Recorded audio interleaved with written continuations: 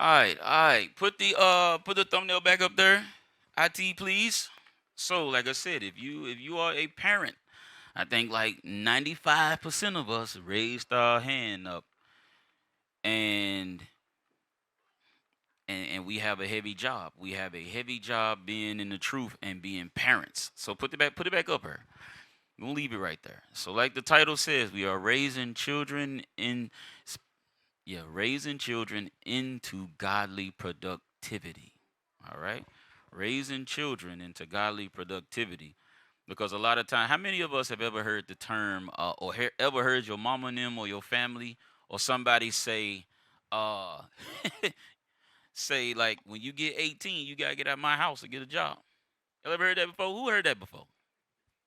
That is the worst thing anybody could say to a child, especially especially when you have not prepared them to go out into the world.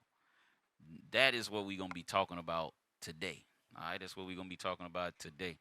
All right, let's go to Sirach. Matter of fact, Romans 15:4. You know, we always like that. I mean, I keep my routine. It is what it is. It's the book of Romans, chapter 15 and verse 4. Go ahead. For whatsoever things were written aforetime were written for our learning, that we through patience and comfort of the scriptures might have hope. So the things that are written in the scriptures is for us to learn from and that we may apply it, not just read it and then go home and act like it does not apply to you.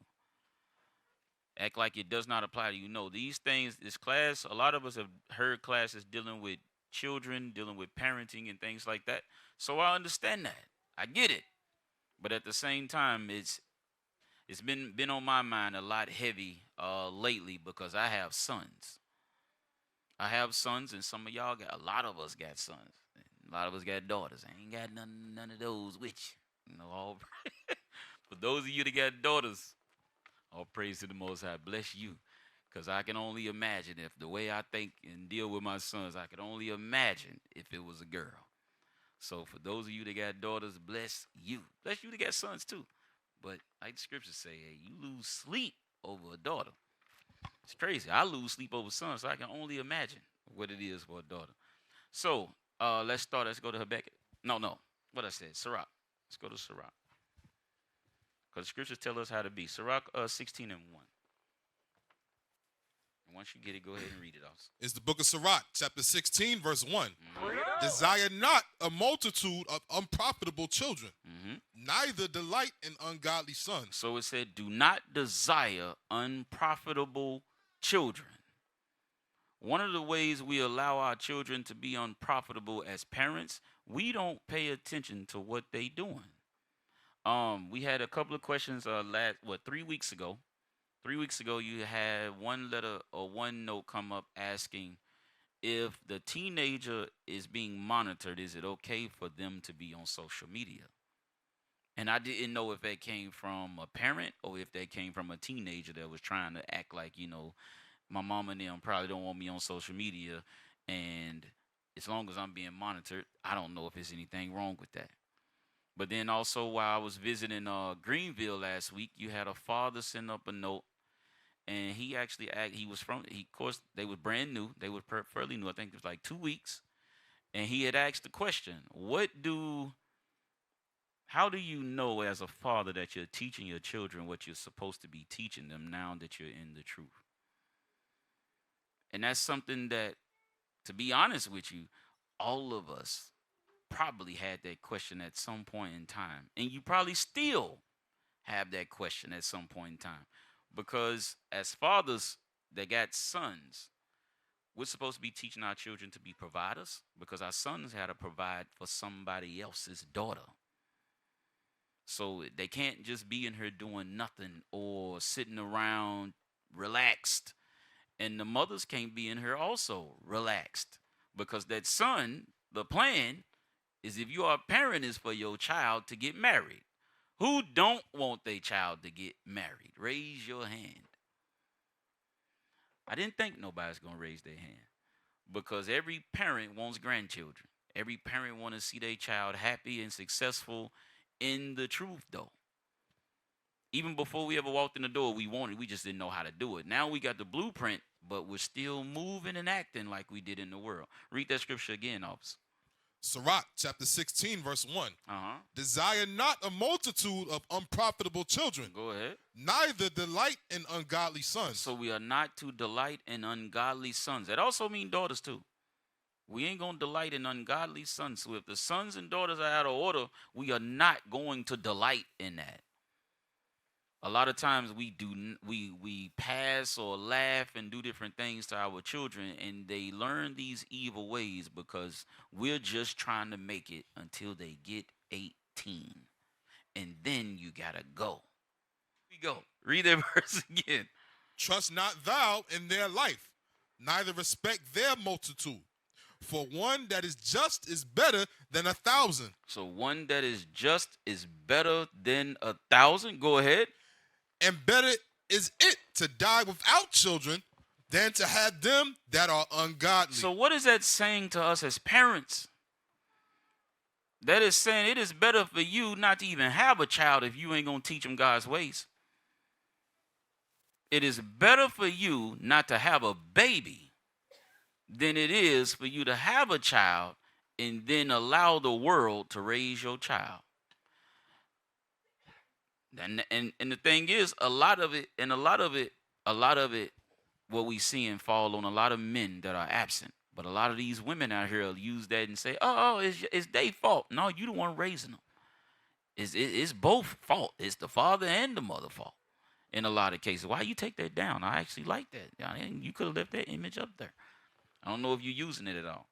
But like I said, it is better for us to die without children than to have a bunch of ungodly kids. So, brothers, we got a mic over here for the men. You take one right here off the table. Take one right over. It don't matter. They got one? All right, cool. What things will we do, brothers, that will allow our children to grow up ungodly? Anybody? We just going to pass it around. There we go. Here we go. We got one. We got one that raised his hand. Raise your hand back up. Gideon. Here we go. What do we do? What are ways or what are some things we allow our children to do that will allow them to be ungodly, that will cause them to be ungodly? Oh, let them get away with stuff that. Is he speaking to the mic? Is the mic picking him up? Is it on? Yeah, it's on. There we go. There we go. Let them get away with stuff. Let them get away with stuff. Okay. So we're not disciplining them. Nope. All right. Anybody else? Here we go. Pass right in front of you. Right in front of you. Being hypocrites when it comes to the law. Hypocrites when it comes to the law. I like that one. All right, pass it over. Pass it over to Soldier. Being idle or not providing for your family. Being idle. So the grown up being idle and not providing for the family. Okay. Anybody else? I like all those. Yes, sir. Yes, sir. Not disciplining them when Not- they're out of order. Okay. So we letting it pass. Anybody else? Yes, sir. Go back to your brother Nahshon. Allowing them to follow the ways of America. Okay. Their You customs. allowing them to have the exposure, different exposure to America, pretty much with all of the different AI and all of that stuff in these games and stuff like that. Now, all of those are good. Do you have any screenshots of, matter of fact, put the little AI Megan lady up here, the little crazy clip of the crazy little girl. How many of y'all ever seen the movie Megan before? What's the other one? I want the one where she was, this one. This is the one I want. This is actually the job of all that technology and AI that you allow your children to be exposed to. How many of y'all know that Roblox got a lawsuit out there right now? Yeah, they got a lawsuit out there right now where if your child done committed suicide, done been exposed to the sexual predators online because they do not protect our kids. Mind you, on Roblox there is a statement that they have saying that those things don't happen there. But it do on all of them, every last one of them. Let's hit the play button. Let's see. This is what, if you've seen the movie Megan, then you know that you got You got the little robot or whatnot that was there to be a companion for her. So it's the same way you allow these video games to be companion to your children. You allow them to be on social media without watching what they're doing. This is, you know what? I need you to sit over there and be occupied. Just sit in front of the TV all day. Watch whatever in the world on TV. This is what you're doing. That's what this whole horror movie was actually about. They just dramatized it and made it all into one big little robot girl that ended up turning on the family that bought her for their kid. Just like y'all buy these subscriptions for your children. Hit play. Can I bring Megan? Katie, you know that's not possible. Then I'm not going. Oh, come on, Katie. You can't make me do something I don't want to do. Actually, I can. That's basically what So a you guardian see, does. you see how when the little girl said, I don't want to go, and then she was like, you ain't bringing her, and it was kind of like the parent taking her proper role, and then the little doll looked at her like, hold on now, I'm here to watch over her. Mind you, the parent bought the dumb doll. Look, girl. But the doll is looking at her like, no. You bought me to protect her, and that's what I'm gonna do. That's exactly what social media and all that stuff you put in front of your TV does. It make your child have a false sense of protection from you as the parent. Message. Read on. What? Look, play on. Look, I'm talking about read. Here we go. Let's just talk about it. Hey. Let me go. Whoa, down. Let her go. You are not to interfere with users' Look, private you see that? conversations. Is that You see clear? that? You see that? It said you are not to interfere with users' private. So the little doll said, let her go, out of trying to protect the little girl. And then the mama replied and said, you are not to interfere with people's private stuff. All these apps do exactly what that little doll just did. Got it in private business. It's just in the movie, you just have a doll. But at your house, it's your video games, it's your cell phone, it's that TV. Go ahead. Finish it on now. Megan, turn off. Are you sure? So in the clip where she turned off, she was able to turn herself back on. Just like y'all know some y'all iPhones and stuff don't actually turn off. Y'all know that, right? So y'all stuff is always constantly running and everything else. So that's what was going on in this clip. And that is actually how it is in our households. And we don't even realize it. We don't realize it because we're too busy or we're too occupied with the personal things that we got going on. But we have the different devices in our houses to keep our children occupied, which will pull them away from us and eventually pull them away from the Lord. All right, go to Proverbs 4:23. Go to Proverbs 4:23. Let's read that once you get it off. So Proverbs 4:23. It's the book of Proverbs, chapter 4, verse 23. Go ahead. Keep thy heart with all diligence. So that says, keep your heart with all, protect your mind. So as an adult, we have to protect our mind. But if we protect ours, don't we got to protect our kids? So we have to protect what they are exposed to. We have to set the example and show them this is what we're exposed to versus you're not going to be exposed to this. So the same way we have to guard our minds against the different wiles of the world, the wiles of Satan, we have to do the very same thing for our children. Go ahead. For out of it are the issues of life. Because out of it are the issues of life. So we have to protect our mind because whatever we expose our minds to, that's what you're going to see in our actions. That's why you'll have children rebelling against their parents because they on these apps like, what's the little poly thing? Got to remember the name of it. But where they got these AI characters where they act like counselors to our children. Boyfriend, girlfriend conversations. This is on a phone. These are games. Games that parents in here have and probably still allow. And I know for a fact in other congregations that I visited because they're dealing with the same thing. Right. Where the children are talking to these computers in their hand and the parents are thinking everything is all good. And what they are doing is playing the girl. You got a boy or girl and the AI character is acting like the boyfriend and girlfriend. It'll start off just a random conversation like, hey, what you gonna do today? And it's all fun and games. And then it's, you wanna do something different? What the kid gonna say? What the kid gonna say, brothers? Yes, that's what they gonna say. And then now it's, you ever thought about killing yourself? Why are you alive?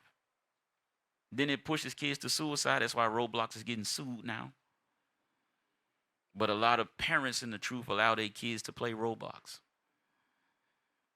Literally, they allow that to where people are doing that stuff. Go to what one of the brothers mentioned. Go to Proverbs 20. Proverbs 20 and 7.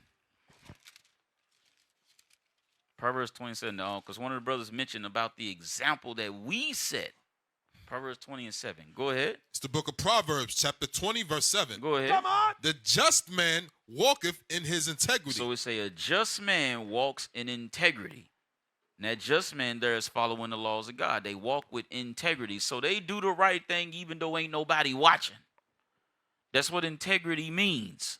Nobody got to stand over your shoulder for you to do the right thing. Nobody got to tell a parent what to do as a parent.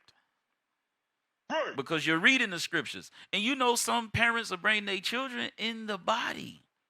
And this is the only place they get a whooping, when they get here. You know why? It's because at home you allow them to do and run amok. And then you come in here and you know we're going to be looking at you like, what in the world you let your kid just run all over the place, disrespect people? So then you'll whoop them while they're here. But at home, the example you setting is allowing them to be confused when they walk in that door.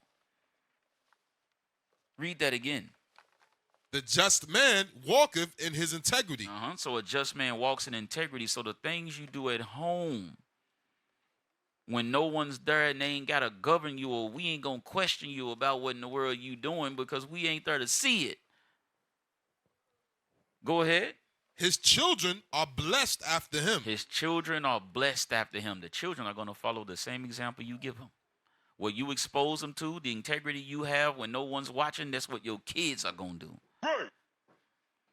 So in order to bring them up to where they're productive in the gospel, the only way to do that is you got to do that at home. You got to show them what that look like at home. For us fathers, they get to a certain age, they can come to Camp 101. They can go to Young Men of Valor. For the women with the daughters, your daughter go into the young princess. Do the Zion dances. Do the things that involve them in the body. But a lot of times we see parents that will leave their kids at home and there's a kid function going on in the school. And you got brothers that are here, sisters that are here, and they won't even show up. But they're at home playing video games. They're at home talking to computers all day. They're at home watching TV all day. And then that TV, that little Megan doll is going on in your house because you're allowing Megan or allowing TV to raise your child. All right? Is that on that verse, also? Yes, sir. All praises. Now let's go to Titus 2 and 7.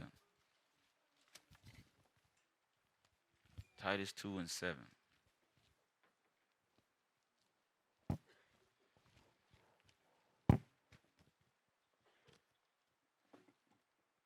Once you get it, just read it. It's the book of Titus, chapter 2, verse 7. Let's go.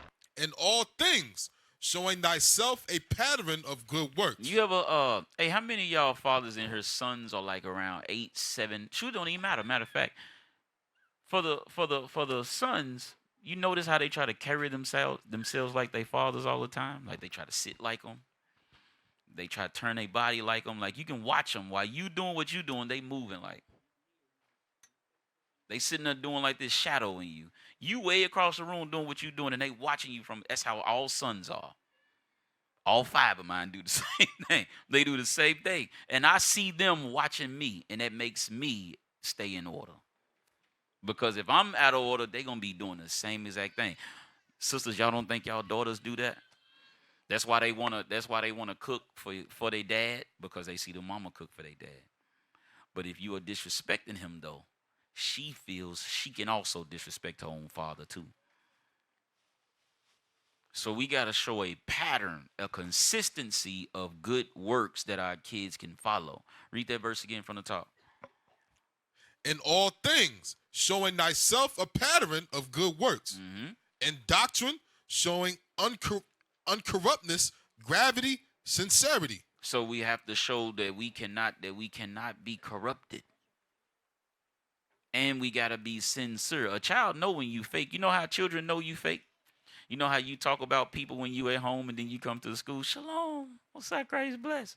Your child just heard you speak evil of that person. And you think at 3, 4 years old, they don't know. And then when they get 6, 7, oh, you was talking about that person the whole time. Message.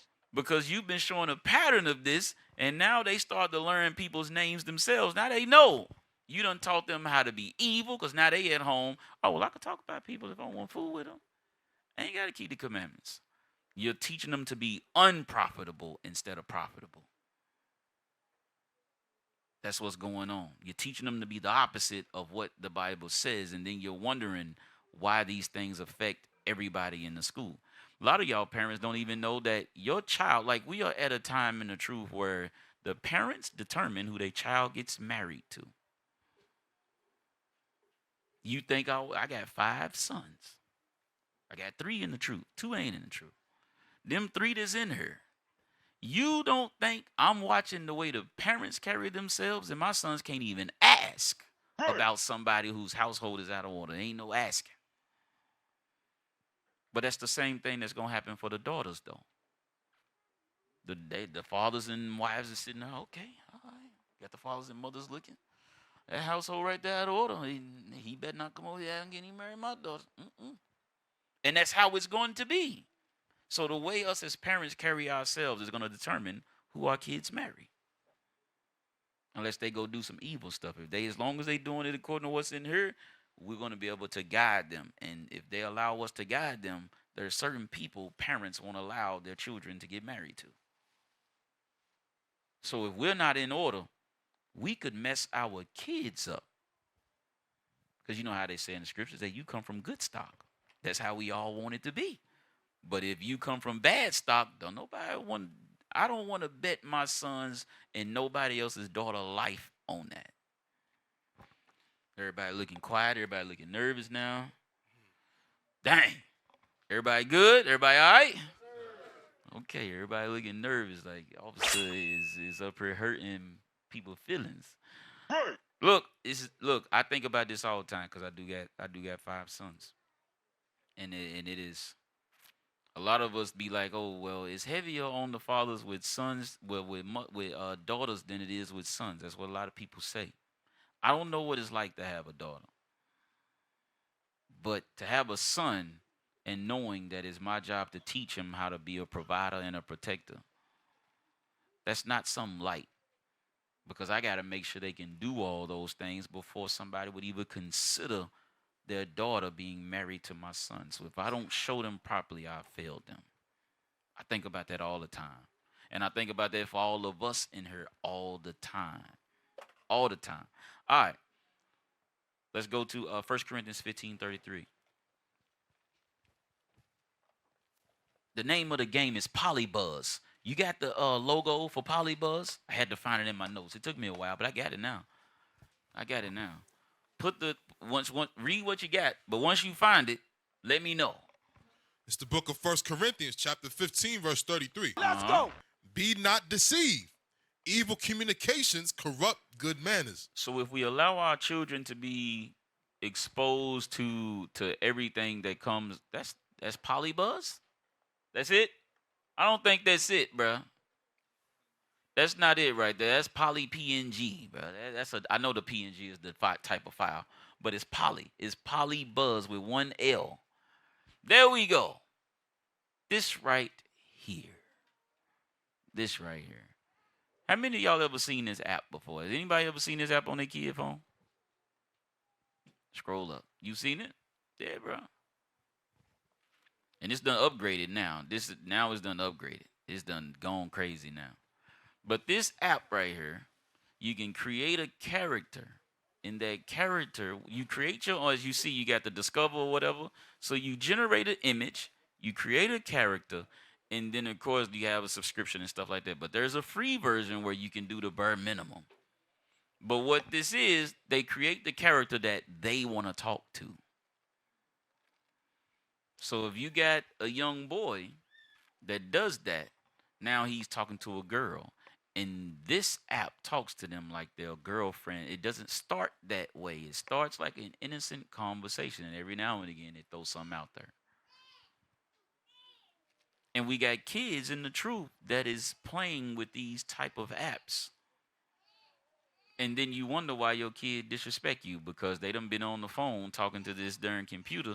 And the computer is saying, well, why do you listen to your parents when they come to that? That's the kind of stuff that happens. Polybuzz. It's crazy. Like I say, as it even gives a little warning, this is unsuitable for unsupervised minors. But they'll allow them to add it on their phone. But that's where you got to govern all those different things and pay attention to what your kids is dealing with. That evil communication, we have to remove that out the way. It look innocent. It look like the little ghost off of Pac-Man. A Kirby. It look all safe, if you know what I'm talking about. I used to play the little, Pac-Man, and I played Kirby a little bit. I ain't played that long. It was a little boring, growing up. But that's the kind of, but it looks innocent. But once your kids get inside of it, it can tear their mind up. And now you sitting here wondering why your kid is saying, I'm not worth living. All right? Read that verse again in 1 Corinthians first. 1 Corinthians chapter 15, verse 33. Uh-huh. Be not deceived. Evil communications corrupt good manners. So evil communication corrupt good manners. Go ahead. Awake to righteousness and sin not. Awake to righteousness and sin not. So that evil communication, and it's saying awake to righteousness and sin not. So if you are woke, parents, that means you have to be paying attention to what kind of communication your child is having so that they sin not. You got to protect them. That's what our job is. Go to 1 Samuel 3 and 13. This right here is what happens when we don't do so. This right here is what happens when we don't watch over our children. 1 Samuel 3 and 13. It's the book of 1 Samuel, chapter 3 and verse 13. Mm-hmm. For I have told him that I will... matter of fact, jump up to 12. Read 12. Verse 12. And that day I will perform against Eli all things which I have spoken concerning his house. So this right here is talking, this is Samuel talking to Eli. This is Samuel, he's talking to Eli. And he said, this is what is going to happen concerning his household. Go ahead. When I begin, I will also make an end. He said, when I begin making an end, go ahead. But I have told him that I will judge his house forever for the iniquity which he knoweth. So this said that Samuel is giving him the judgment from the Lord, that he's going to judge his house forever because the sin that him as a parent knew what was going on in his house. How many of y'all in here don't know the spirit your child got? How many of you do not know your child? So then you know if your sons got that lustful spirit on them when they're young, or if your daughters got that type of spirit on them while they're young, you also know if they got a lion spirit, if they got a fight spirit where they are aggressive. You know these things. So you know the sin that they dealing with. You know the spirit they got. Eli knew what his sons dealt with too. Read on. Because his sons made themselves vile, and he restrained them not. So what didn't he do? He said he what? He restrained them not. So Eli knew his sons was evil, and he didn't restrain them at all. He did not correct them at all. He allowed them to destroy themselves and others. And the Lord said, because you allowed it and did nothing about it, because you didn't do anything about it, I'm going to destroy you and your household. Go to Hosea 4 and 6. Let's read that. Hosea 4 and 6. And that's why it is a heavy thing, us being parents. When we see the evil that our kids deal with, it is our job to correct it, not allow them to do evil, because if we don't, we are going to be punished as parents because we allowed it. Read. It's the book of Hosea, chapter 4, verse 6. Go ahead. My people are destroyed for lack of knowledge. Uh-huh. Because thou hast rejected knowledge. And go and hold that. Let's go get the knowledge for anybody that may view the class or in here today that's new and you don't know what that knowledge is. The Bible specifically tells us what that knowledge is. Read. It's the book of Malachi, chapter 2, verse 7. Yes, sir. Let's go. For the priest's lips should keep knowledge, and they shall seek the law at his mouth. So the law is the knowledge that we should be seeking. Let's go back now. Read that again. Hosea chapter 4, verse 6. My people are destroyed for lack of knowledge. So God said his people are destroyed for the lack of his laws, the lack of his ways. Go ahead. Because thou hast rejected knowledge, I will also reject thee. God said if you reject the laws, he's going to reject us. Go ahead. That thou shalt be no priest to me. Go ahead. Seeing thou hast forgotten the law of thy God. So because you forget the laws of God, read. I will also forget thy children. That is a scary statement right there for every parent in here. For every parent in this building and anywhere, when you read the Bible and it say, because you forget the laws of God, I will forget your child. So now your child got to go out here and learn it on their own. And there's no guarantee that they're going to live through it. And ain't no guarantee that none of our kids going to live, because all of them could get put to death while they're young. But I would rather that be that they doing the commandments versus we send them out there into the world to get judged by the world. And now the world dealing with them every witchy kind of way, all because we didn't want to correct our kids. We would rather be their friends. Like the scriptures say, don't desire a multitude of unprofitable children. So whenever we have a child, the whole goal is that they be better than us. That is the whole goal, that they be better than us. But if we don't do so seriously and think that it's just going to happen, it's not going to just happen. All of us that got sons, we always say, I got an Avenger. I like how Deacon says that. Deacon be like, we ain't got no Avengers yet. We got to take them through the steps of the scriptures, and they got to grow up and show a pattern of good works before they can be labeled an Avenger. Brothers have a son, they just now born. Bro, you got an Avenger. How you know? How you know? You ain't even did your job as a father yet. You already saying they're Avengers. That is the goal. That is the goal of every father that got sons, is to have Avengers. Absolutely. But with that statement comes a lot of work before they ever get that title of being your Avenger or being our Avengers, because I got sons. Before they can say they my Avengers, before that label gets put on them, we got a lot of work to do from now until then. And it's going to take loss of sleep. It's going to take that dedication to what they watching, what they doing, what they involved in. Because a lot of us came into the truth and we already had kids. We're going to deal with that here in a second. I ain't going to jump the gun. I was about to go there. We've been jump the gun already. All right, go to Deuteronomy 6 and verse 6. Matter of fact, start at 1 first and then jump down to 7. It's the book of Deuteronomy, chapter 6. You said verse 1. Yeah. These are easy. These are scripts we've heard before, but that's why I'm touching on them, because some of these things we ain't thinking about them, and we don't think about it enough because we don't hear it enough, in my opinion. Go ahead. Deuteronomy, the book of Deuteronomy, chapter 6, verse 1. Now these are the commandments, the statutes, and the judgments which the Lord your God commanded to teach you, that ye might do them in the land whither ye go to possess it. So we were given commandments as adults. Now jump down to 7. Verse 7. And thou shalt teach them diligently unto thy children. So them same commandments we have to teach our children. The same commandments we must teach our children. But it said diligently. It said do so diligently. Can we get the definition of diligent? Anybody know what the definition of diligent is? Any brothers know what the definition of diligent is? All praise. Let's get a microphone right there. What you got? Shalom. Y'all, you gotta stand up. Wait, if you injured, don't stand up. But you been hitting the gym, man. You know, get his brother a round of applause. He been hitting the gym, getting it in. He don't know that I know he in there embarrassing all of us. He don't know that I know he making all us look bad. But that's a good thing. I mean, we gotta catch up. All praise. Keep it up though, brother. Go ahead. Shalom, sir. Being consistent, steady. Okay, being consistent and steady. Yes, that is part of it. Here we go.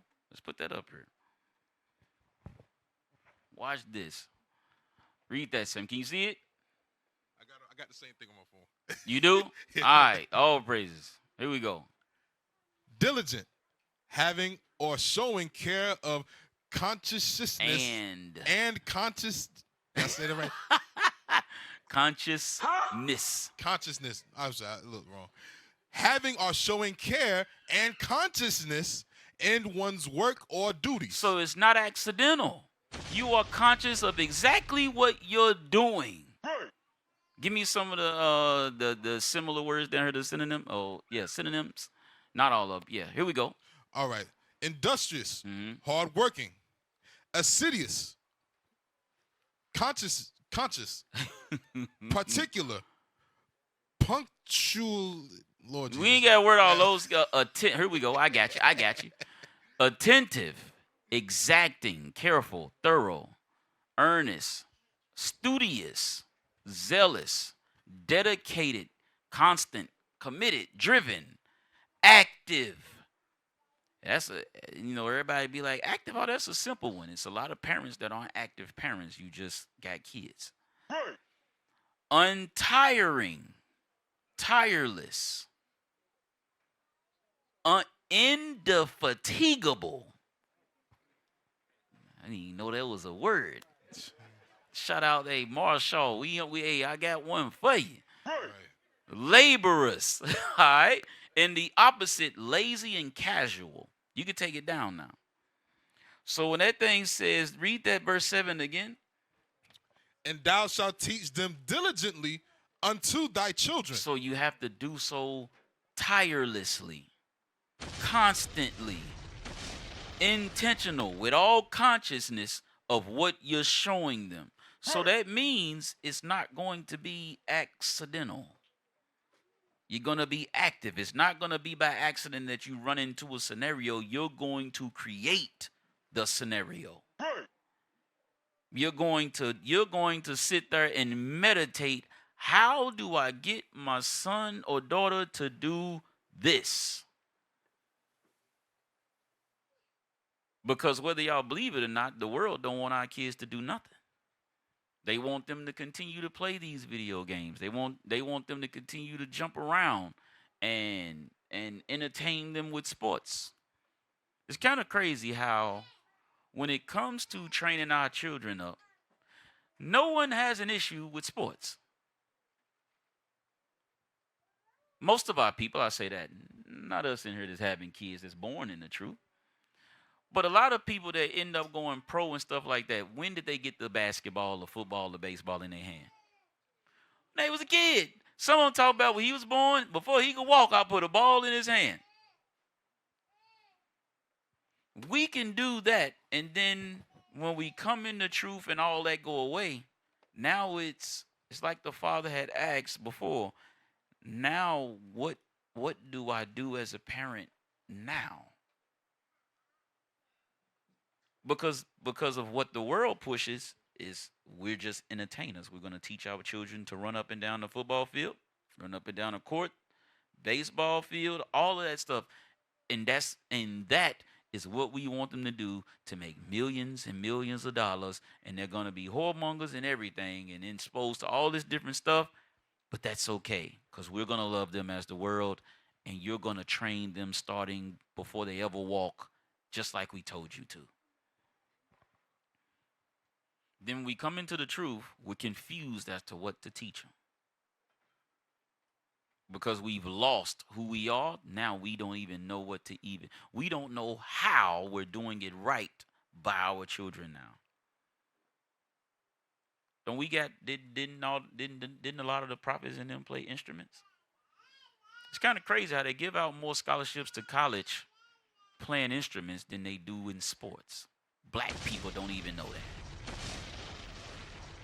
Yeah, matter of fact, he did. He went to college for playing an instrument. Played a bunch of them. Matter of fact, shoot, he played a whole lot of them. You go to school playing an instrument. But that's in the Bible. We made music to uplift our people. We won't teach them that, but we'll give them. But when we come into the truth, we forget that that's even an option because of what we expose our kids to. Matter of fact, you got the other video that I sent you, the one I said, the unprofitable class or useless class. I think I've showed this before, huh?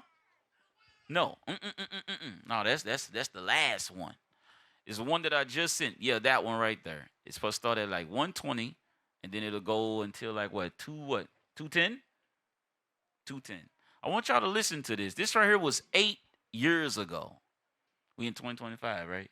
Well, 2026 now. So it was 8 years ago. Where we at? 18? 2018. Watch this. Listen to what this dude says about what's going on with our kids in school, in the way that we work and all of that stuff. Read. Go ahead.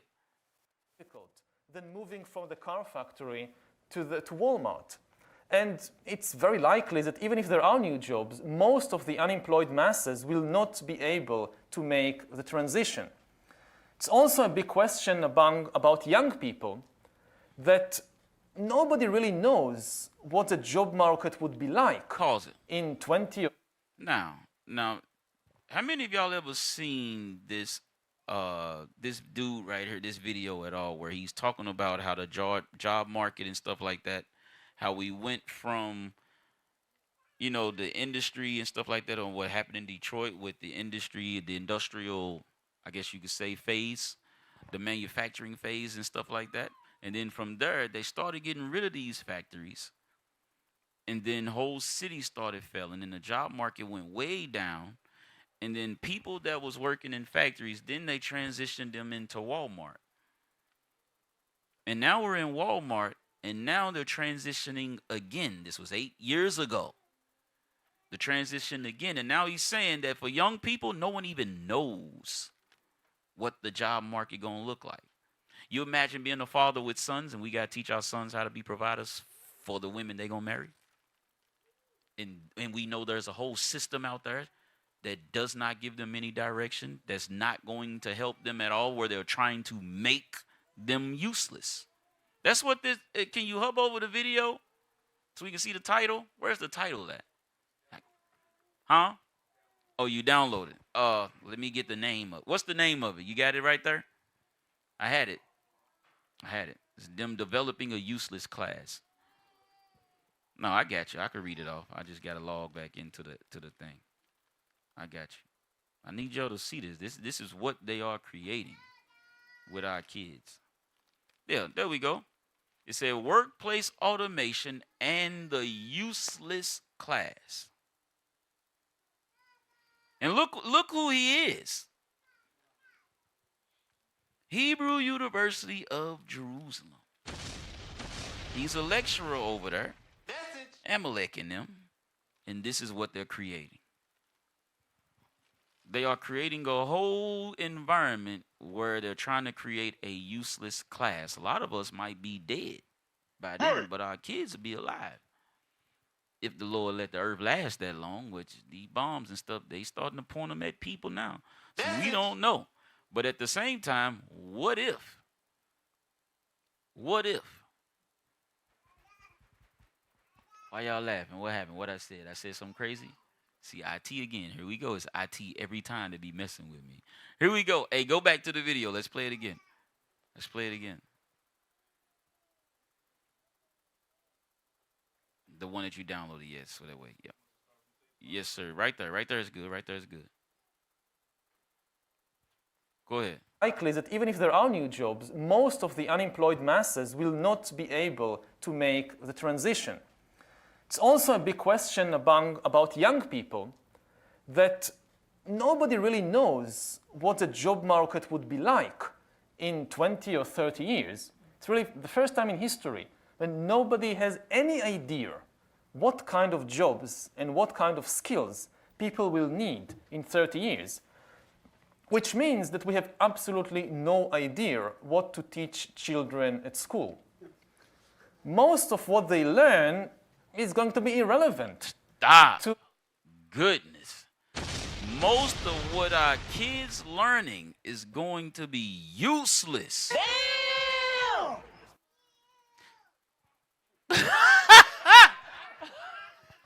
There is an example for you. There's an example of what our kids do. They listen to everything and mimic everything, letting you know the problem ain't with them. Unbelievable. That's funny as heck, bro. Look, I can't even keep it together. That was funny. That was funny. But that's what we looking at this, and this is what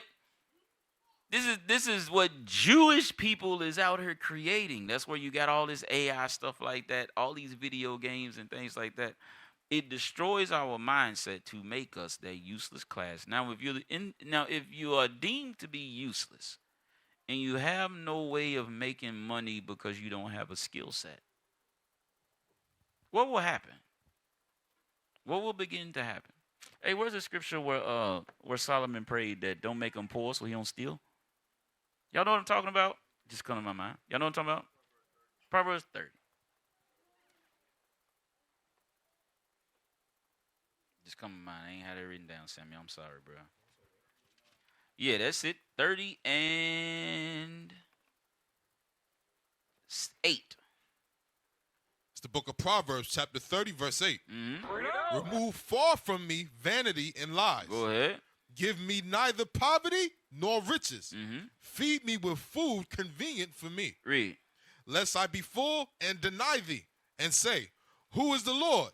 Or lest I be poor and steal, and take the name of my God in vain. And that is what they're going to create. Right.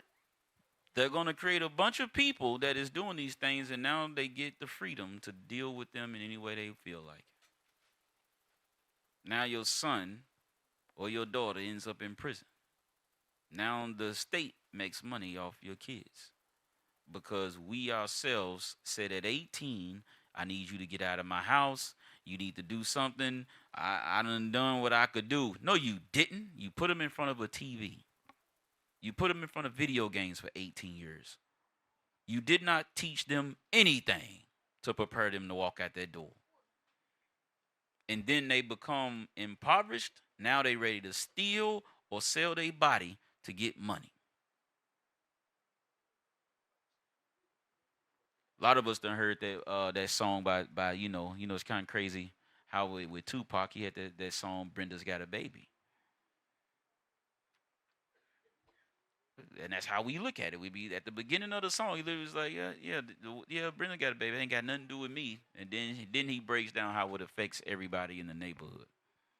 On how this prostitute grows up without any guidance, without any care, has a child of her own, and then starts selling herself and starts selling drugs. So she was selling drugs, killing her own people. And then she got robbed, and then she started having sex for money and ended up dead. Now a child is an orphan now. That's what that song was about. But at the beginning of it, it spoke about how us as a race of people, we look at these things as isolated incidents and don't see how it affects all of us. In this truth, that program and that system is already out there for them to make our kids useless and to make us as adults useless. Quick question. Trucks gonna stop running? Why we don't teach our kids to be mechanics? You know why? I'd rather put them in front of a video game and expose them to the world. Now the world teaches them fornication instead of teaching them to do something productive. We got a lot of truck drivers in the truth. I would rather them be dealing with them than helping them. Well, what about dentists? We're going to always need dentists on the planet. You're going to need doctors. We all talking about, getting our own communities and stuff like that. Well, who in the world is going to take care of the people when we get there? The children are. But the children can't do it if we don't expose them to different things. But that takes research on our behalf. That takes that diligence on our behalf. Proverbs 22:6. So we also, on top of the commandments, we also have to teach our children how to provide for their people. We read this scripture all the time, but this thing is deep to me. Read. It's the book of Proverbs, chapter 22, verse 6. Go ahead. Train up a child in the way he should go. And all of us stop there and say, cool, we're going to teach the commandments. Did it tell you what to train them in? It said, train up a child in the way he should go. Read on. And when he is old, he will not depart from it. And when he is old, he will not depart from it. Can't you apply that to everything?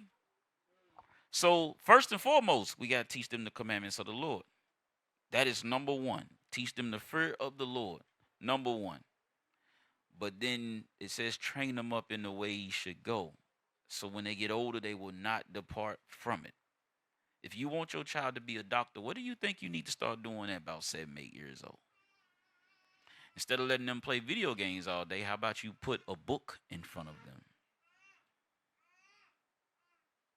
You want them to be able to take care of their people and learning different trades and stuff like that. How about you start putting them in front of those things?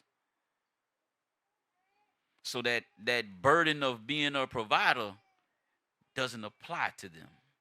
As far as them not being able to do it. Now, every man has that feeling inside of them where it's like, I have to provide. That is what we do. Any real man, that's what we do. We don't want to leech off of nobody. No real man wants to do that.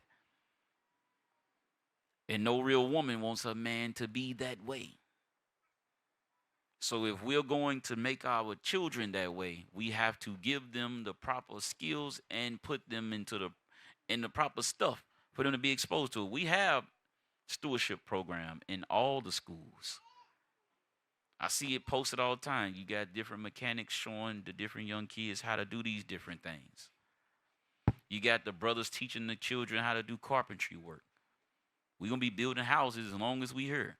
We're going to be building buildings as long as we here. Being engineers as long as we here. But a lot of times our parents are like, well, you know what? Let's pick up a video game and at 18, you got to pick something. And then we'll be asking, I don't know how y'all are, how y'all brothers deal with the kids. I always ask children, what you want to be when you grow up? That tells me what kind of parents they got.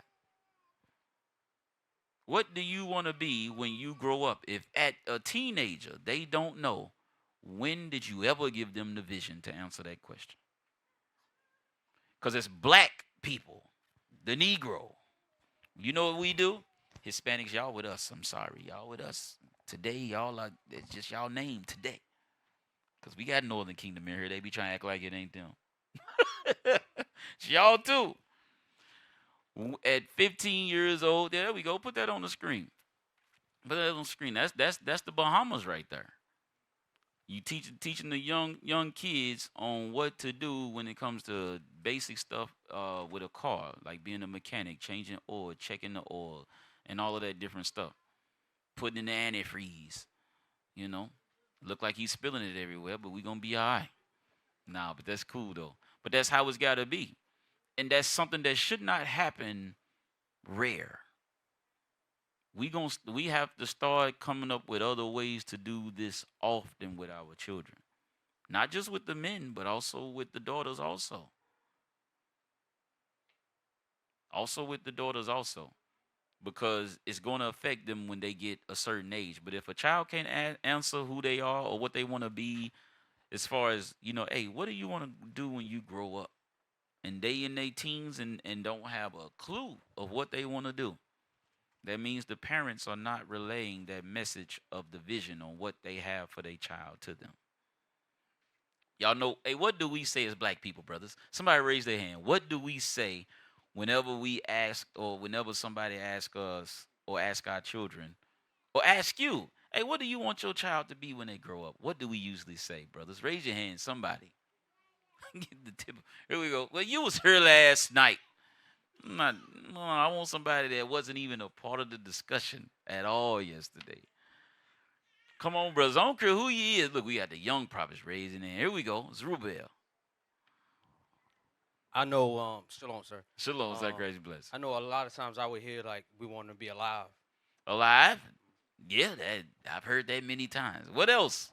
We want them to be alive. Goodness. Yes, sir. Yeah, also I hear a lot of them say that. I don't know.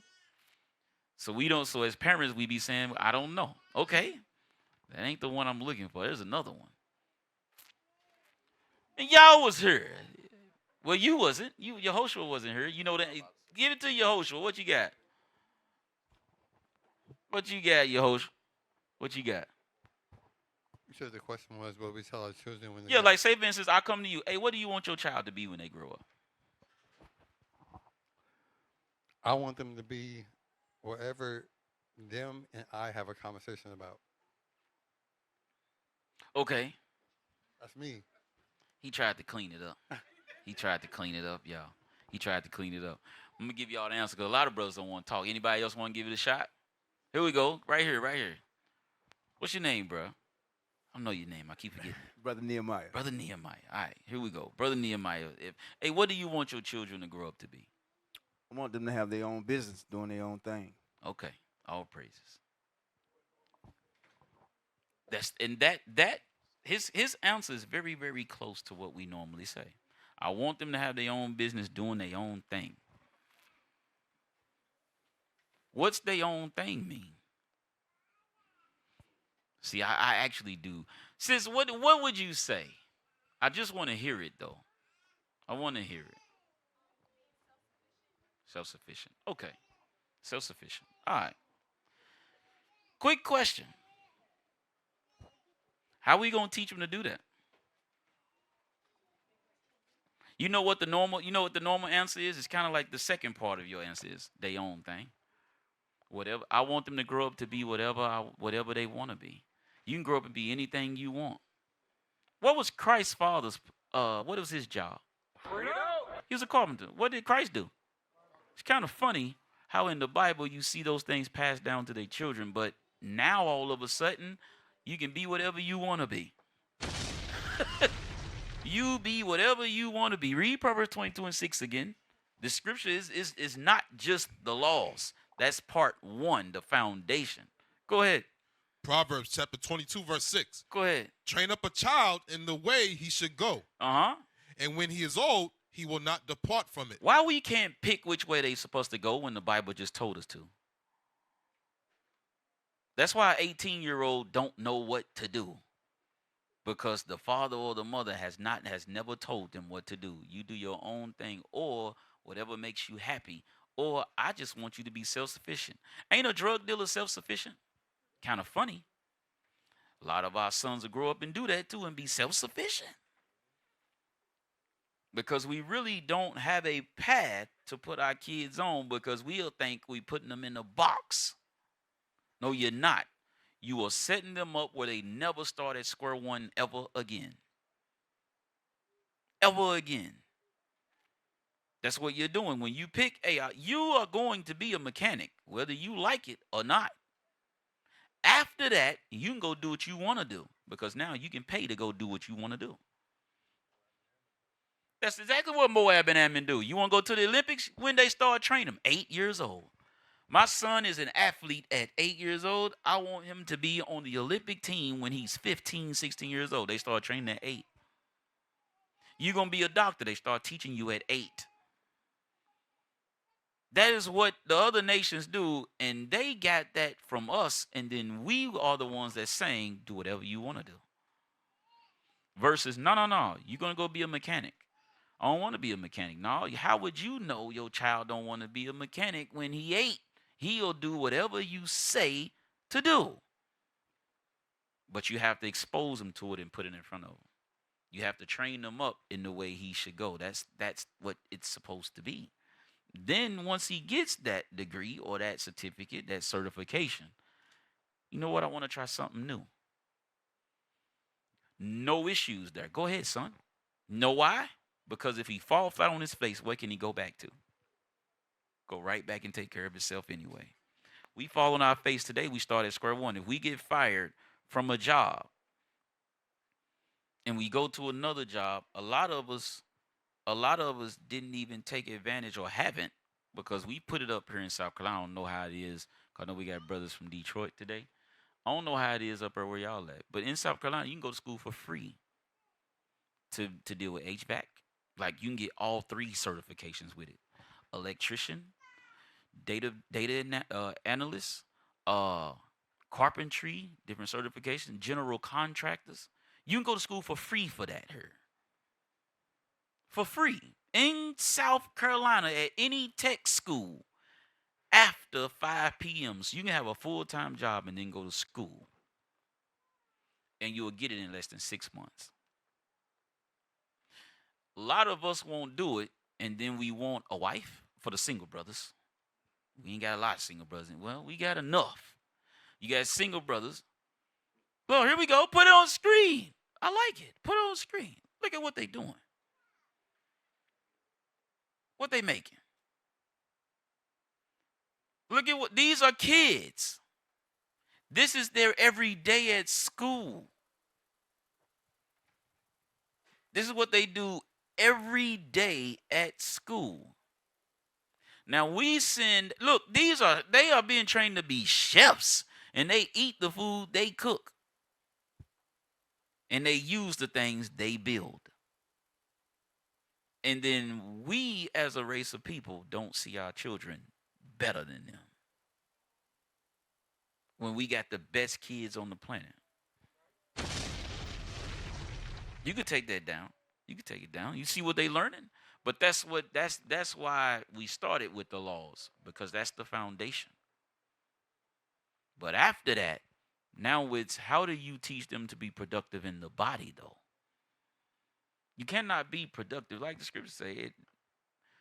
Go to 1 Maccabees 7:26. Let's go. Matter of fact, we'll skip that one. We'll come back to it. Ephesians 5 and 11. Let me get there first.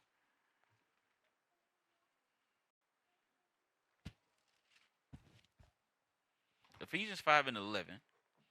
Read that. Ephesians chapter 5, verse 11.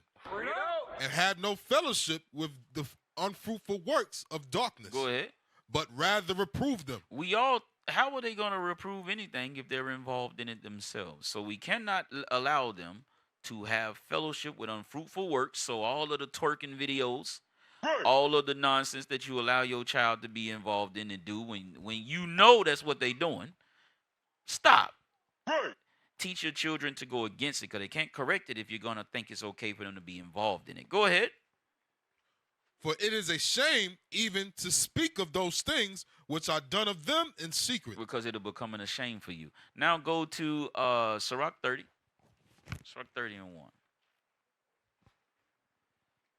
And I'm not going to start at 1 right here. We're going to jump. We'll come back to 1 here in a second. 11. It's the book of Sirach, chapter 30, verse 11. Hold on. I'm sorry. I don't want to maybe...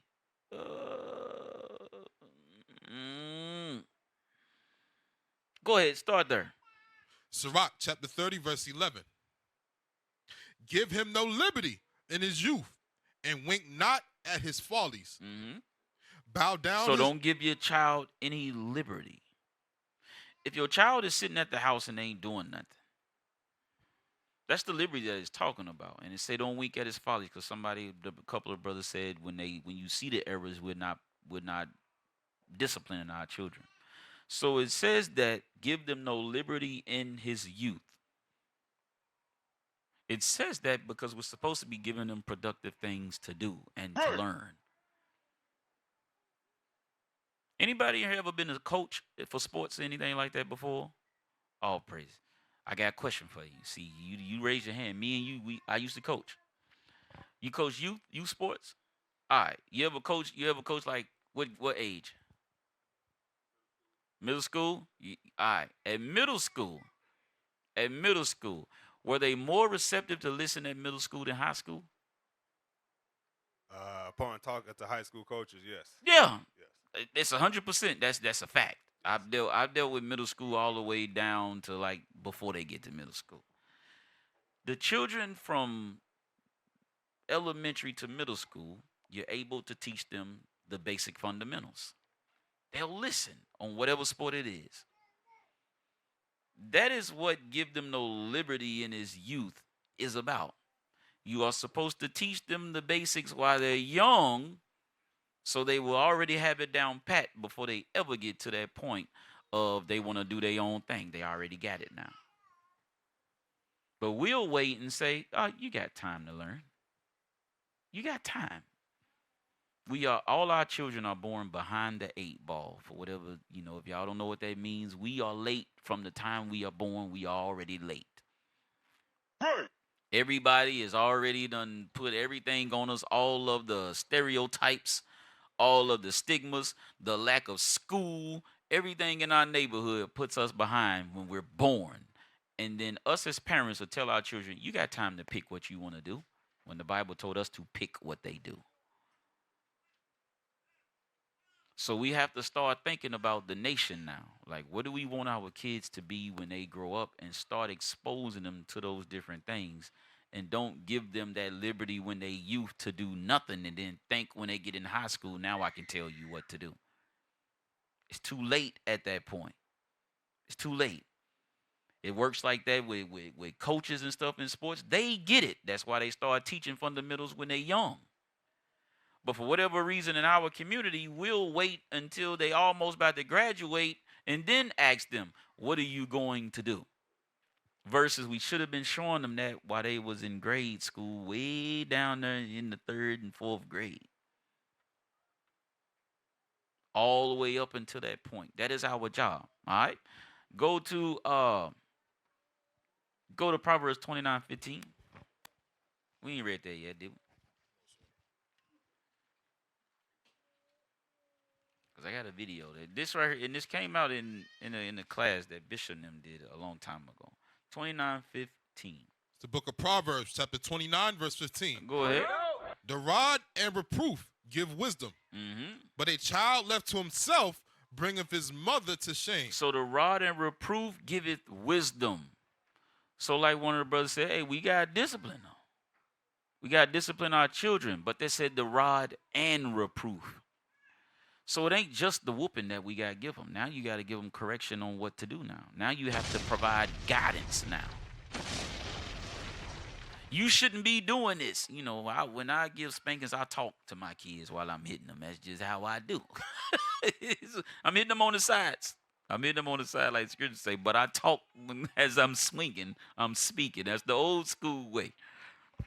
But at the same time, afterwards, then it's, why did you do that? This right here is going to happen to you if you keep doing this as a child. When you get older, this is what's going to happen to you. Because we see it already. We all got the understanding of the scriptures now. Now we act like we can't teach that to them. Like they not going to understand it. They understand it. Don't withhold the knowledge and wisdom y'all got from your children thinking they don't know what you talking about. They do. They do. Some children get up to 20 years old, 20-some years old, and repeat the very same thing their father and mother told to them when they was young. They're able to remember it because they've carried it since they were children all the way up, and that's how it's supposed to be with our kids. But that rod and that reproof, that correction gotta go hand in hand. It ain't just the whooping. I do whoop them while I'm at home. I've heard many sisters and many brothers say that. I do punish my children when I'm at home. But then why in the world they keep on doing it? Because there's no correction behind it. You're just whooping them and yelling at them. But you're not really showing them and guiding them on what that's going to do to them in the future. You're not giving them the vision as to if you pick this path, this is where we headed. If you pick that path, that's where we headed. Which one you want? That's where that reproof come in. There's guidance that go with that. So then you'll start to see those different changes in your children when you bring them around even other people in the congregation and even out in the world. They will carry themselves differently. All right? Read that verse again. Proverbs chapter 29, verse 15. The rod and reproof give wisdom. Go ahead. But a child left to himself bringeth his mother to shame. Y'all know how we do that? When you get 18, you got to get out. And then they get out there and they don't know what they're doing. And then they go to college because they like, I think I'll go to college. And they come back home 6 months later because they didn't pass. Because no one ever told them. Hey, brothers, y'all gonna have to get this together over here. Y'all frustrating me. All that talking and crap, y'all worse than the babies crying right now. Like, if y'all just find a seat, have a seat right quick. All right, read that verse again. The rod and reproof give wisdom, but a child left to himself bringeth his mother to shame. That right there will happen if the mother and the father, and it say mother right here, because they don't have that vision to go to do what they're supposed to do when they leave the house. No. Hey, at 18, you got to get out. No guidance, no nothing. Hey, what did your son do? He back at home. What he doing? He ain't working? Nah, he just trying to get fired from every job he got. Bring his mother shame. Read on. When the wicked are multiplied, transgressions increase. Go ahead. Increase, excuse me. But the righteous shall see their fall. Correct thy son, and he shall give thee rest. Correct your son, he will give you rest. Meaning you'll be at peace with where they at.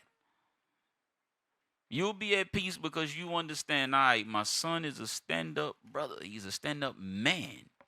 Or my daughter, she is a honest woman. She's not out here sleeping around for money. She's not out here being the loudmouth woman outside because I didn't allow her to disrespect nobody in the house. I didn't allow her to disrespect her brothers or her father in the house. So now when she get around men, she understand how to deal. Well, you got brothers that are respectful, dealing properly, having proper conversations, not dealing in all that nonsense, playing with dumb apps all day, and then when they get in the public, weird and crap, don't even know how to, when they walk into a room, to speak to people. Go ahead. Correct thy son, and he shall give thee rest. Yea, he shall give delight unto thy soul. He shall give delight unto thy soul. Read on. What there is no vision. So this is crazy how it went from correcting your child. Now it goes into the vision now. Letting you know that whenever we have kids, we are supposed to relay that vision to our children on what we want them to be. We'll read this and think this is only for adults. Every child in the back of this room and in the classroom and in your house, you're supposed to be giving them the vision you got for them. That I want them to be whatever I want them to be. That don't work for our people. That don't work. So I like that. That's what the youth violence. Get the young prophets and young daughters of Sarah involved in that. Read that verse again, 18. Where there is no vision, the people perish. Go ahead.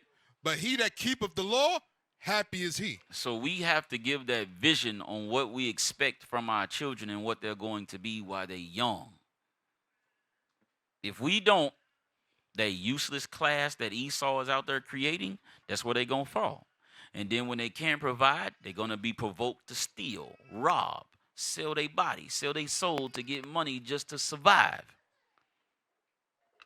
Like I think the sister had mentioned out. She yelled it out that for them to be self-sufficient. All of us want that.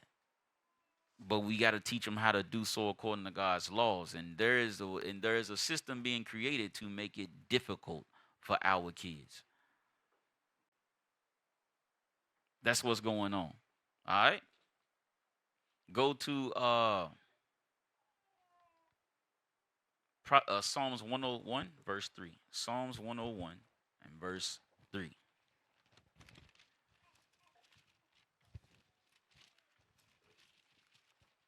The book of Psalm, chapter 101, verse 3. I will set no wicked thing before mine eyes. I hate the work of them that turn aside. It shall not cleave to me. Read that again. I will set no wicked thing before mine eyes. So if it say I will set no wicked thing before mine eyes, so we're not going to allow evil to be in our presence, because what we see is what affects what we do. That's why we don't expose ourselves to certain things. But that's the same way we should be with our kids. We shouldn't be setting evil stuff in front of them. A lot of us, when we was growing up, you had your parents or your father or your uncle and them pushing the men to go out here and get girlfriends and have sex. And some of the women was doing the same thing, pushing their child to go to prom and all of that stuff. Setting an evil thing in front of their own child eyes. Enticing them themselves to do that. Read that again.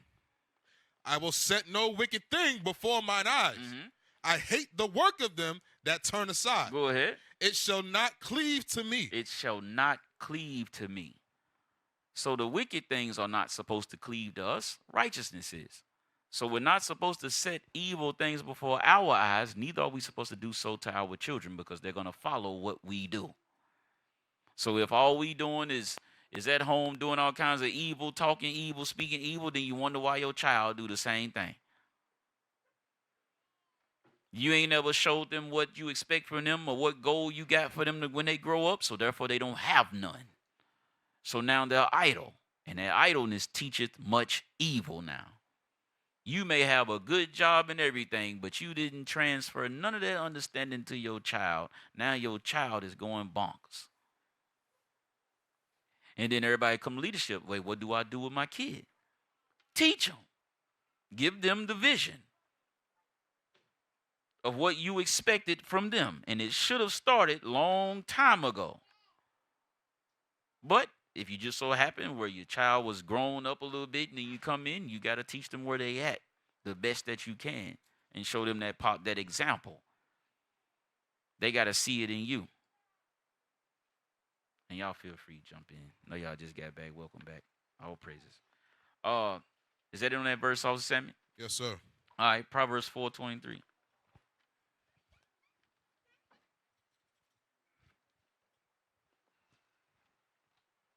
It's the book of Proverbs, chapter 4, verse 23. Well, we read this earlier. I said we was going to come back to it. Proverbs, chapter 4, verse 23.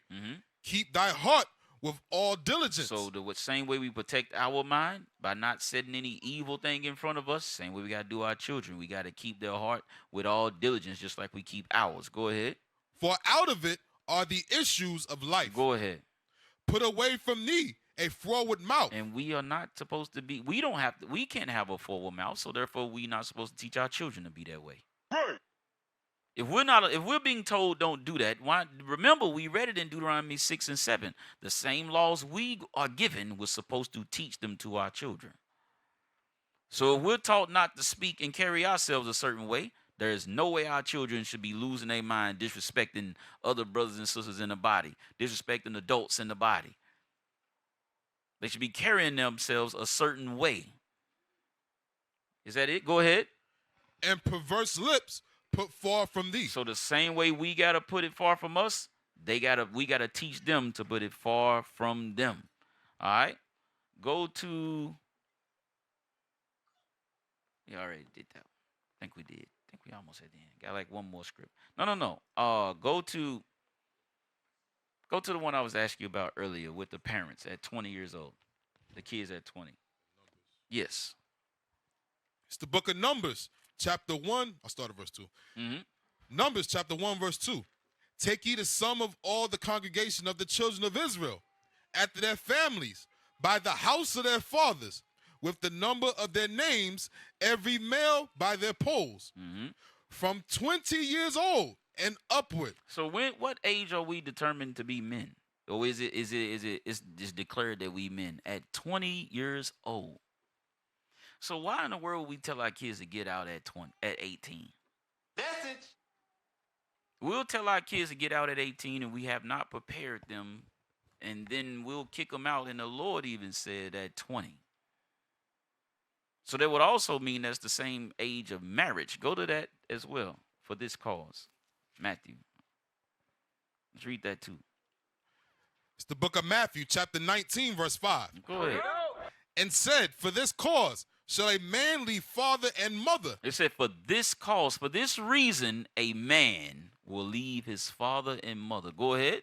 And shall cleave to his wife. And shall cleave to his wife. So they get married at 20. That is the age that is determined as to when a man and a woman can get married. 20 years old.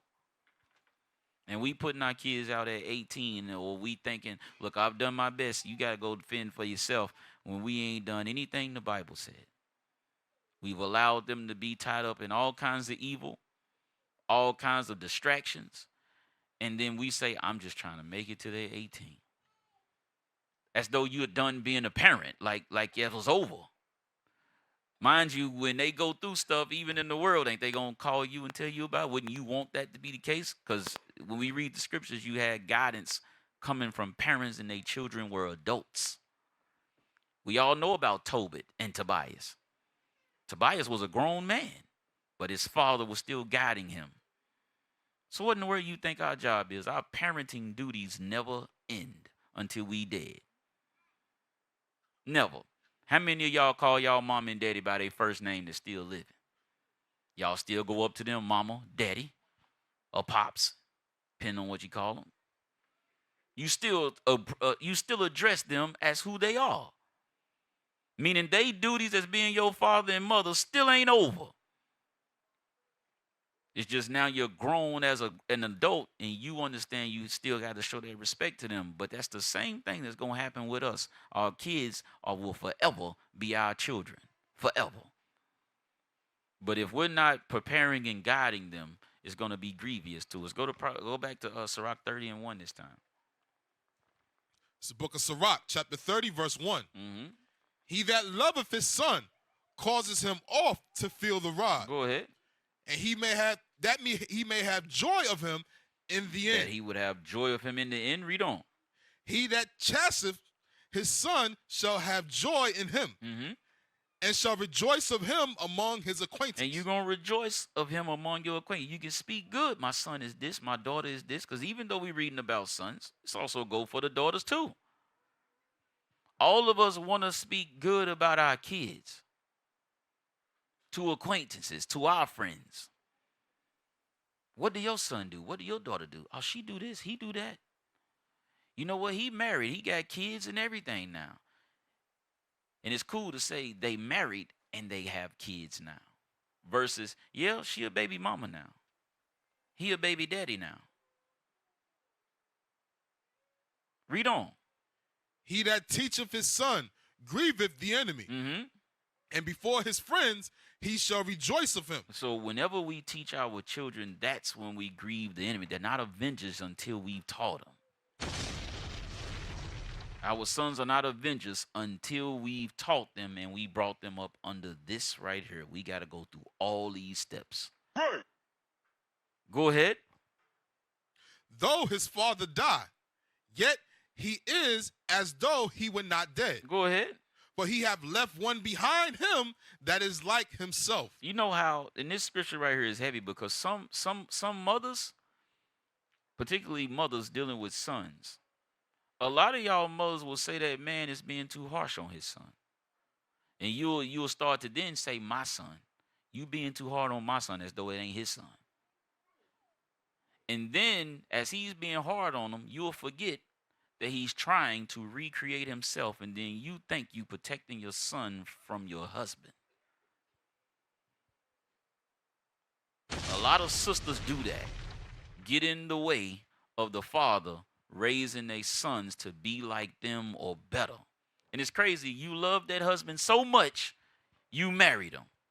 And you allowed yourselves to become one and make children together. And you will tell everybody that's a good man until he disciplines the son. Now all of a sudden you too harsh now. Now all of a sudden you ain't doing it my way. When the scripture said he left one like himself, he's not leaving him like you. We got enough of that going on in the world now. We got too many little boys around here feminine now like they mama.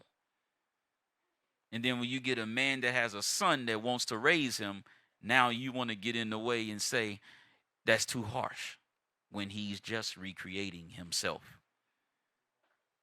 Huh? That's too harsh. Getting in the way. You whooped him too much. Exactly. Sisters don't get it. They don't understand what it takes to be a man. And so therefore you think those things are harsh when that man understands what he going to deal with when he walk out that door. Read that again. Though his father die, Yet he is as though he were not dead. For he have left one behind him that is like himself. So the same way the father was, he taught his son those very same lessons. Go ahead. While he lived, he saw and rejoiced in him. And when he died, he was not sorrowful. He left behind him an avenger. So it's at that point that son is called an avenger. At that point, because he's gone through all the steps of growing up as a kid, learning the lessons of his father, learning how to deal with the people, learning how to deal with his brothers, all of those, and gone through all the correction that comes with that, and he endured all of that, and now his family is proud of him and the man that he has become, or the woman that she has become. That is when our sons are then called avengers. Not before that. That is when they become profitable in the truth at that point. Because while they're learning and things like that, they're going to make mistakes. That's our job as parents to correct it, not wink at it, not give a pass to it.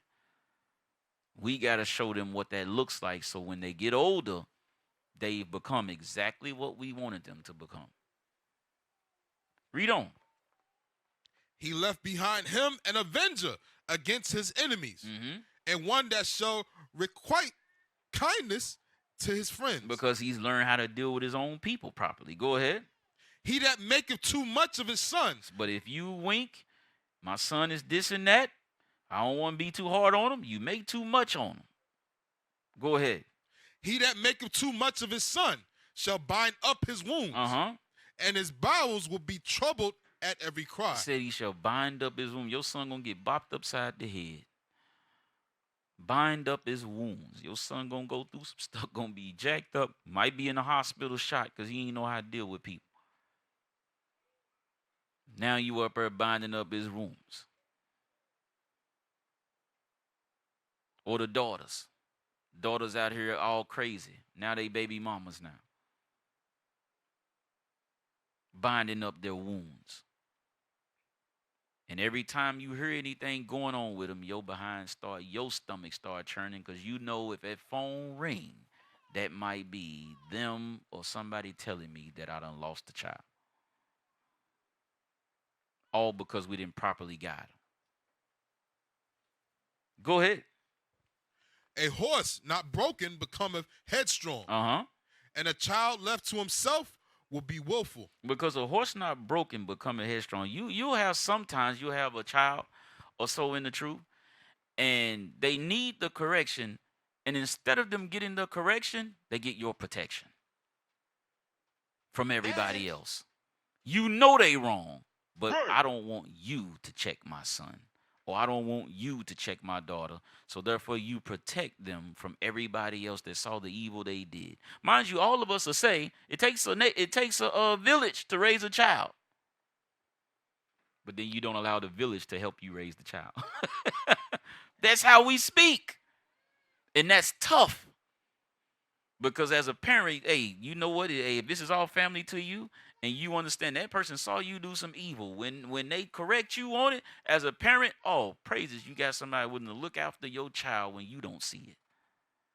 Now they can't go over here and do what they want to do when you ain't around. But if all you do is protect them, now they can go say and do what they want to do, and they know, well, moms and pop going to defend me.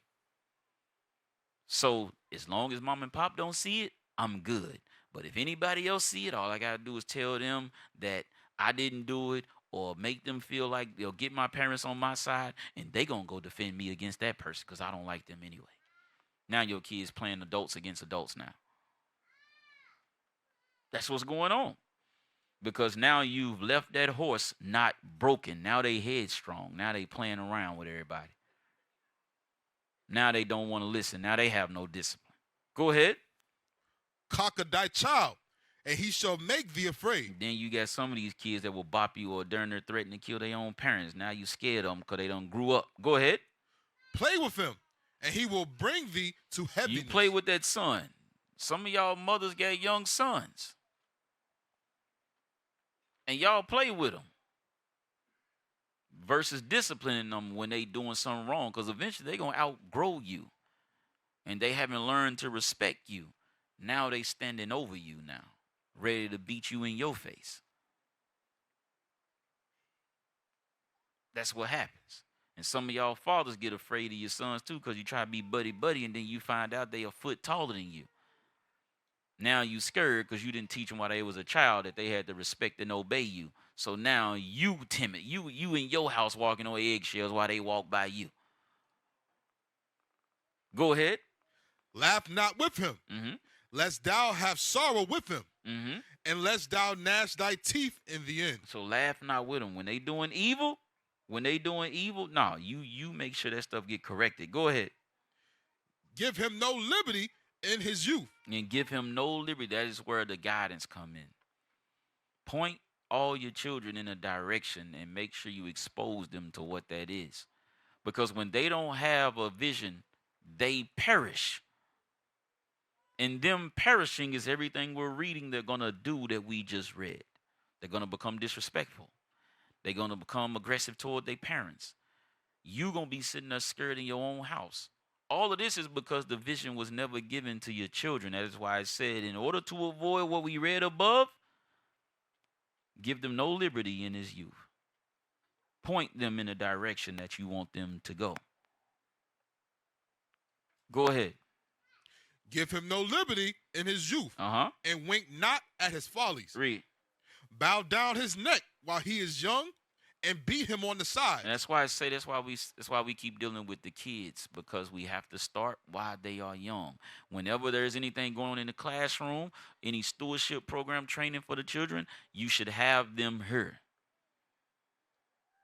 Like y'all just heard, they don't even know what to teach children in the classroom. This was 8 years ago. So what you think your child learning today if they in public school? They learning, they say most of the stuff they learning, they won't even be able to use. So they go to class, get tests and stuff like that, and they're only doing it so they can find out how many prisons we need to build. That's the only reason the school system is there now. That is what that told me as I listened to it. The only reason the school system is there, because they don't know what to teach them, is to find out how many prisons they need to build, like Bishop Yawasab brought out. Because they're not doing it to build us up. But when we are doing that, we got the Jacobs program with the children. We got a lot of stay-at-home moms that can teach the children. Homeschool. This is what we trying to create, an environment like that. But not just then.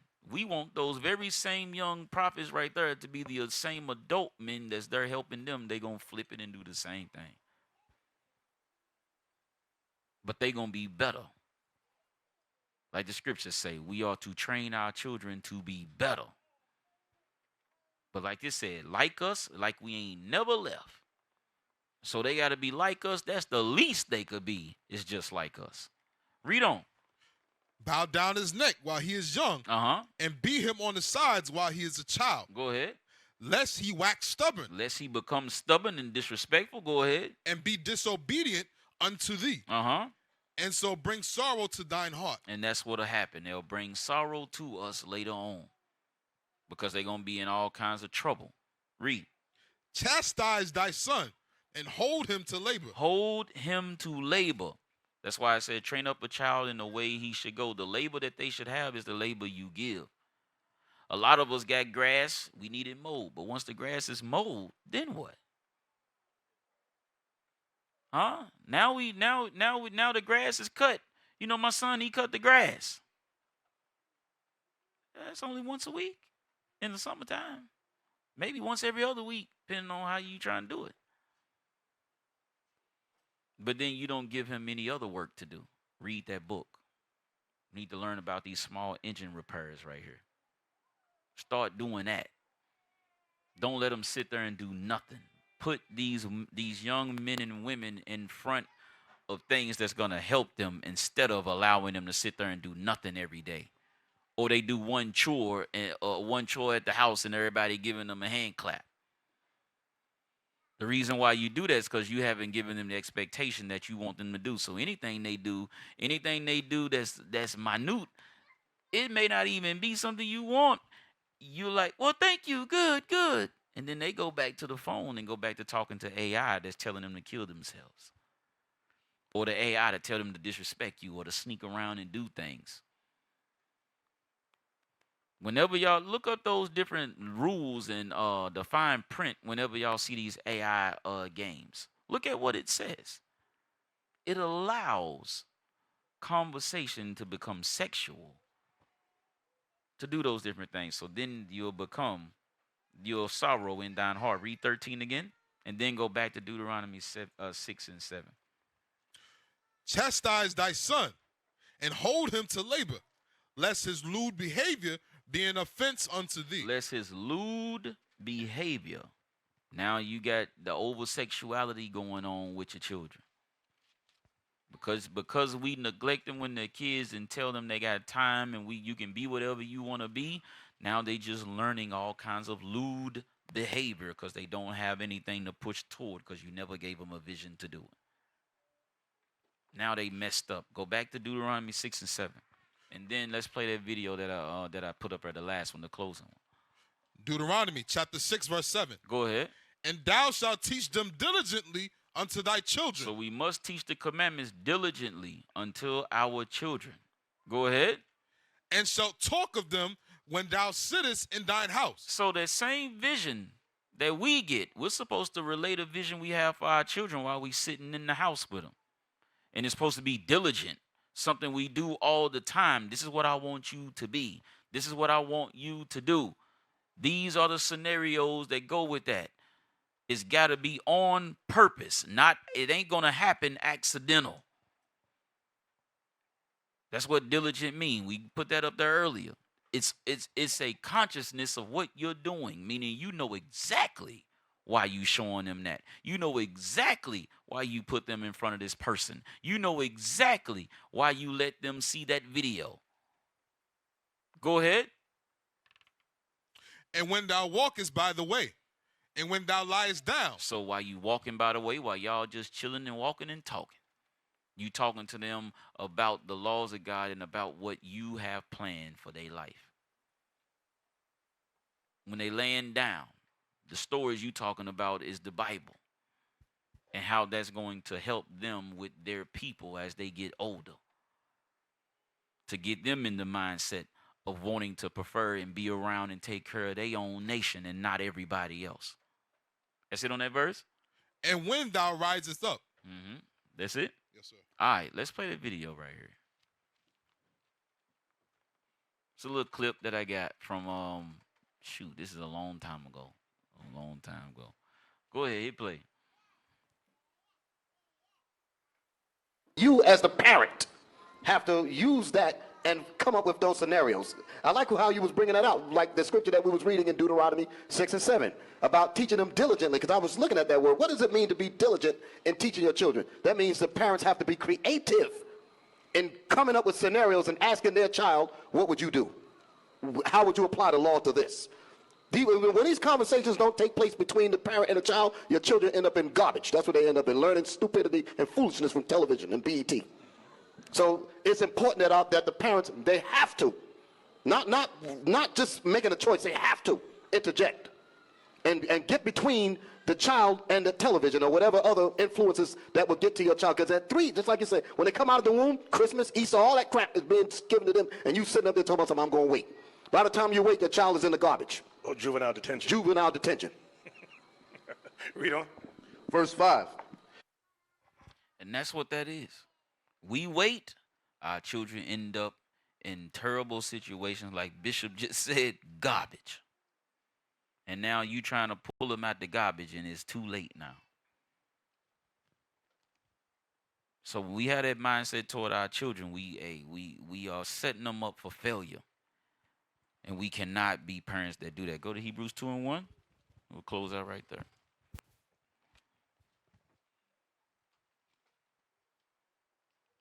Let's read that. It's the book of Hebrews, chapter 2, verse 1. Go ahead.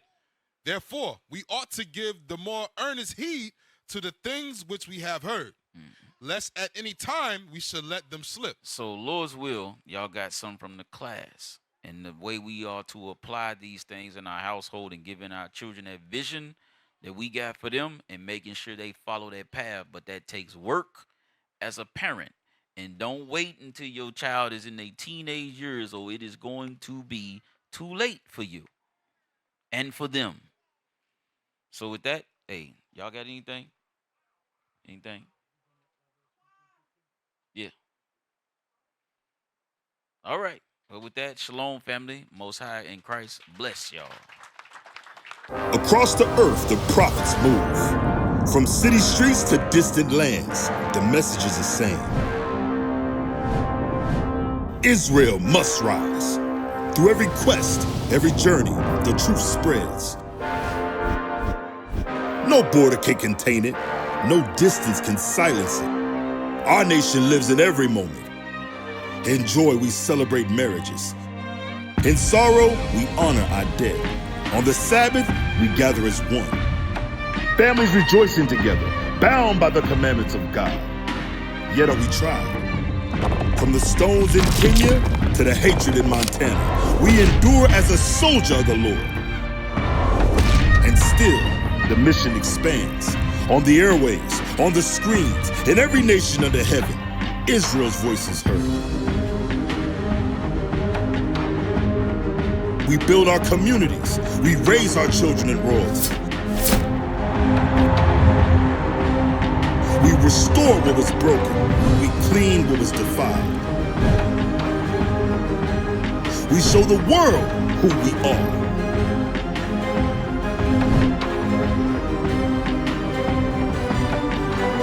This is Israel united in Christ. Nation in motion. Nation endures.